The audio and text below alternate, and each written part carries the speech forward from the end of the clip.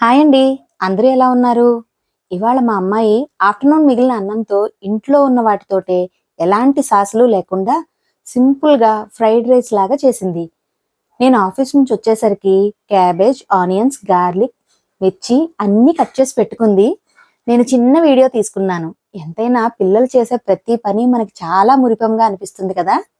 Already తనకి వంటొచ్చు. కానీ ఆకలేసినప్పుడు బయట ఫుడ్ కోసం చూడకుండా ఇలా ఇంట్లో ఉన్న వాటితోటే మంచిగా చేసుకుని తినొచ్చు అనే ఆలోచన వాళ్ళకి వస్తే మనకి ఆనందమే కదా! సర్వైవింగ్ స్కిల్స్ వచ్చినట్లే. ఈ రోజుల్లో అందరు పిల్లలు ఎంతో కొంత వంటలు చేస్తున్నారు. ఇంత మురిసిపోవడం ఎందుకంటారేమో!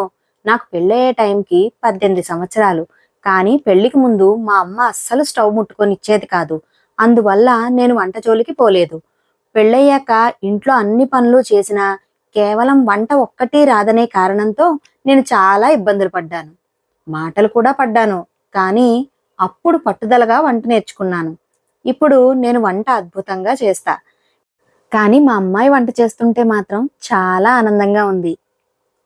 ఇలాంటి చిన్న చిన్న ఆనందాలు మీ లైఫ్‌లో కూడా ఉండే ఉంటాయి కదా!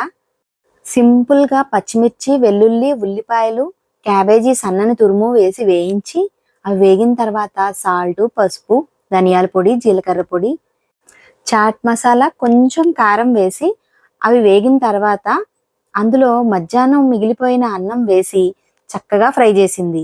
పైన కొత్తిమీరతో గార్నిష్ చేసింది.